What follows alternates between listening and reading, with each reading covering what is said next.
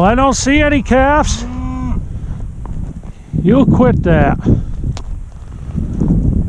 Why are you guys standing back there just staring at me? Do one of you have babies? You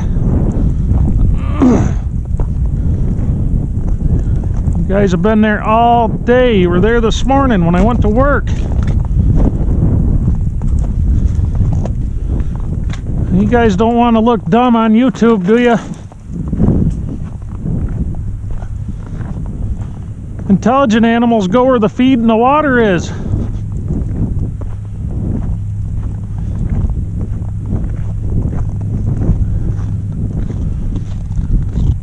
So this time of year, I'm expecting calves within the next, they probably should start dropping within a few weeks probably, but sometimes they'll come a little bit earlier.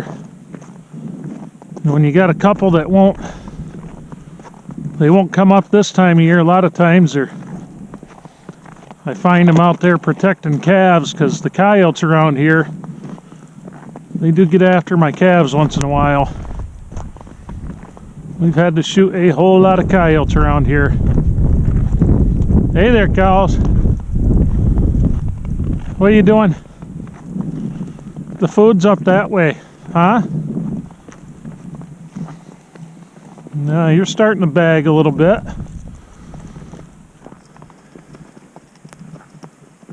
Oh yeah, you're not too far from dropping, are you? You're not bagged at all.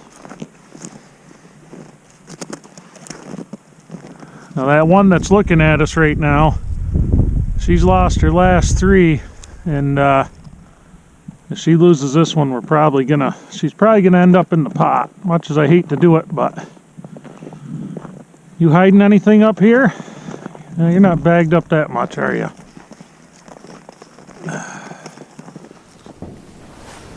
Alright, now I know what you guys are gonna say, but Jim, where's all the hand tools? What are you doing with that thing sitting on the bench? I'm not a purist, guys. I use whatever the hell it takes to get the job done. I could chisel those out. It'd be probably just fine. It's not like we haven't done it before. I could freehand drill them down. We've done that plenty before, but I would kind of rather have this be as accurate as I can get it. So we'll take some of my human error out of it, if you will. So I just hooked this poor old drill press out from the pit of despair to give it life in the new shop. I don't know. We'll see how much life the poor thing has. Now this poor drill press has been abused. It is it's just an old Delta Shopmaster bench mount, obviously. But you know, they're great little drill presses for woodworking. If that's what you have, you know what I mean? It works phenomenal. You can't really knock it. You can get one of these fairly cheap too. It's not like they're going to break the bank on you. I mean, you could spend a lot of money on a drill press, that's for sure. But we have what do we have for a stroke on this thing? I can't remember. It's been a while since I've.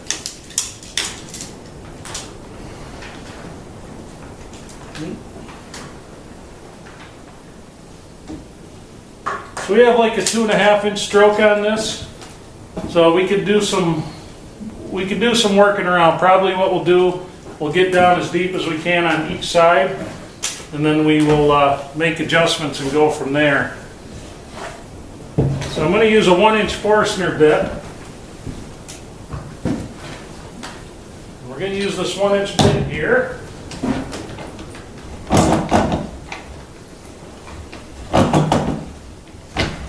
Yeah, this poor girl's rusted up.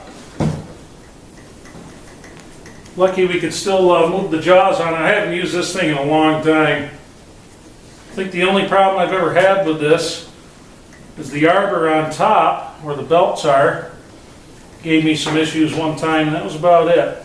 And like everything else we've been doing, we might as well throw a couple screws and washers in there. Boy, the batteries are not liking this cold out here tonight, I can tell you that. Now we're going to get this just kind of set up here.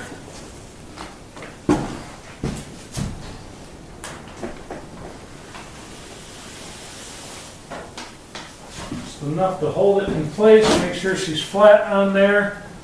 And remember, if this thing's not, if I don't get this nice and flat on here, what's going to end up happening, it's going to throw the squareness of the mortise off. Now I have my Irwin Forstner bit, it's a self-feeder, but I popped the screw out of it, and kind of what I'm hoping here, it leaves a void in the middle. I'm kind of hoping it clears that void out all right without this in there. We will see. I haven't tried to run one of these before. Now I've got to find something to prop these up with. We're going to get real scientific about it. Boy, I'm just not liking this one end of this thing. Not liking it one bit.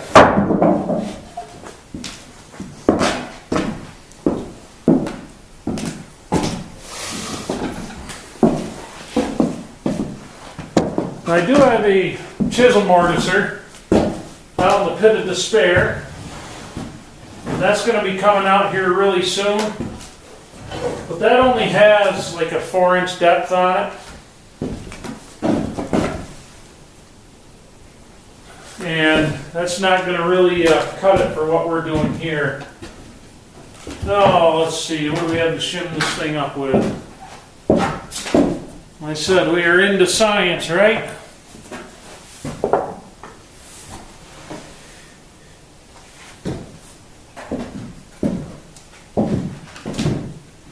What do we have?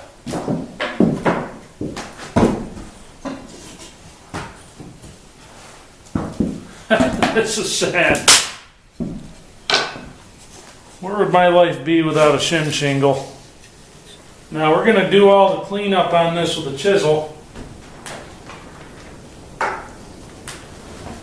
I just want to kind of make sure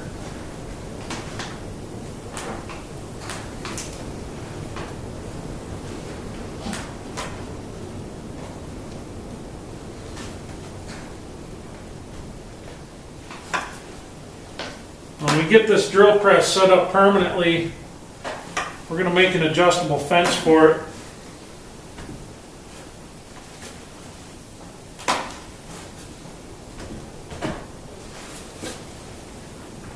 There we go, that's a little better.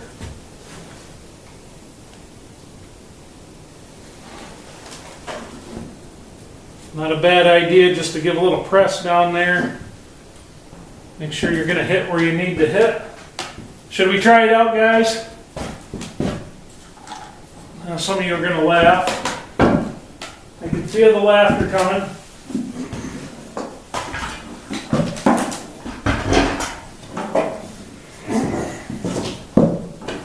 Do the extension cord shuffle.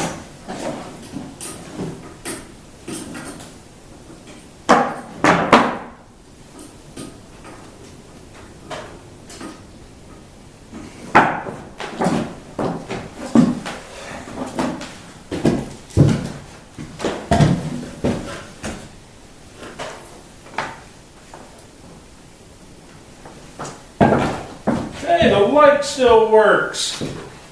Awesome.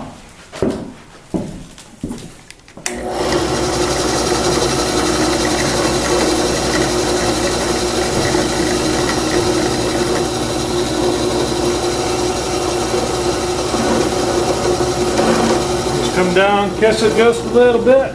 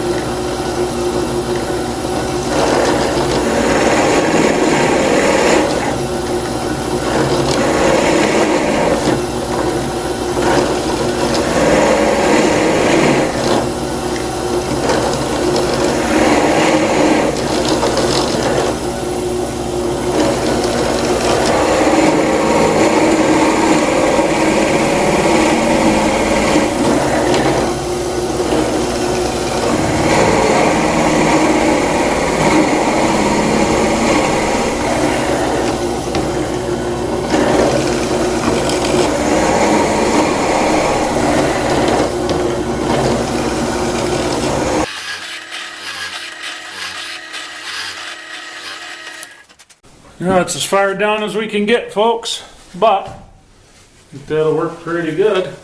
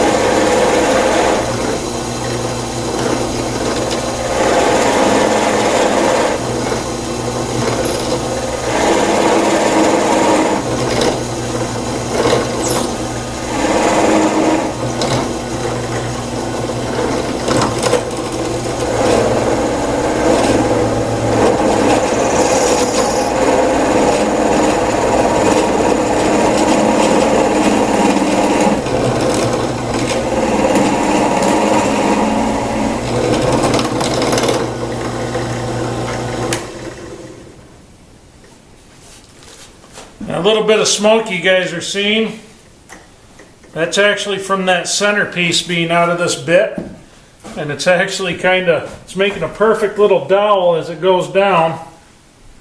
And then once it does that, once it makes that little dowel there, she's kind of burning it off when it gets too long to. So I'm going to have fun digging that out of there.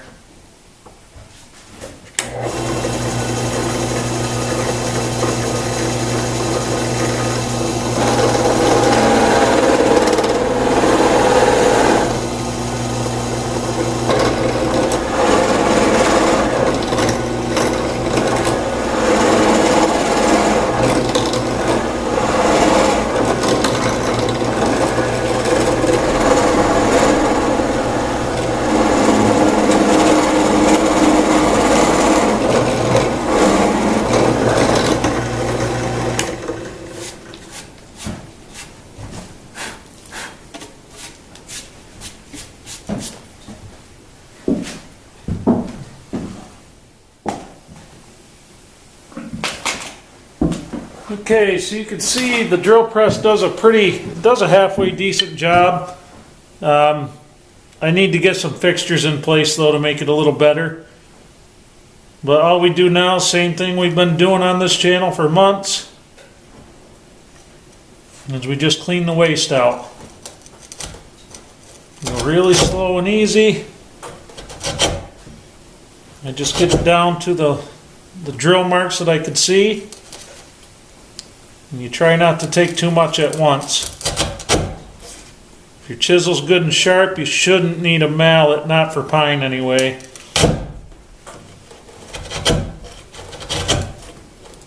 It's kind of nice chopping the mortise from top and bottom also, because it saves you that fishtail effect that you can get sometimes if you're not careful.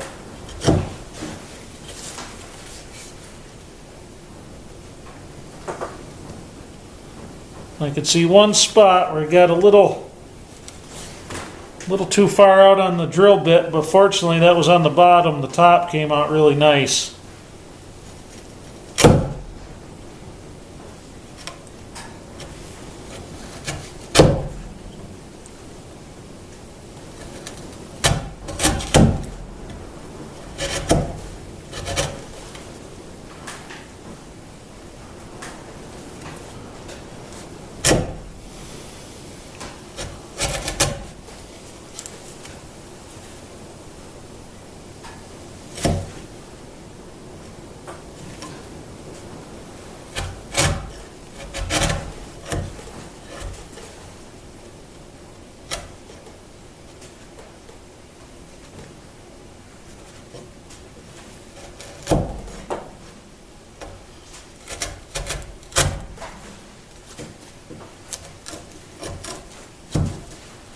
Now I have about probably 3/4 of an inch of material to get through right in the center. But that'll be nice and easy. I mean, I could probably, be honest with you, I could probably run the bit down through there now.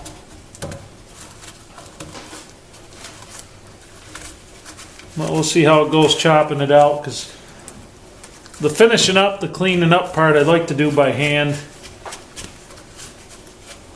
End grain's always a pain in the ass.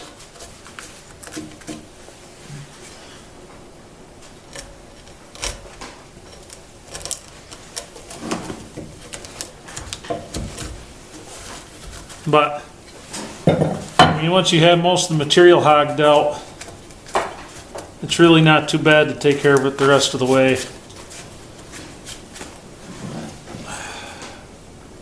Ooh. I gotta sharpen that before I can even do anything with it. Son of a bitch.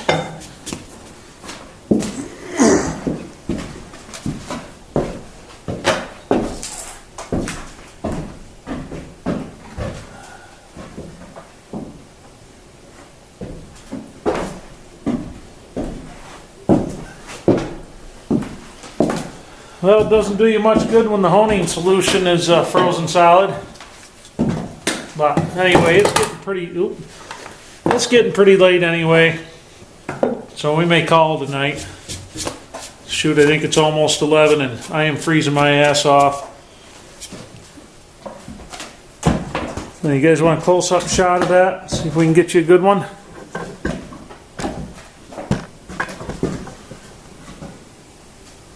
So that's what we have so far. We just clean that out the rest of the way. Join it up on both sides. We should be in good shape. I tell you what, guys, a night like tonight, I feel like I can crawl right into this wood stove and just warm up. Good thing we got that coal stove blasting in the house. It is so freaking cold here tonight.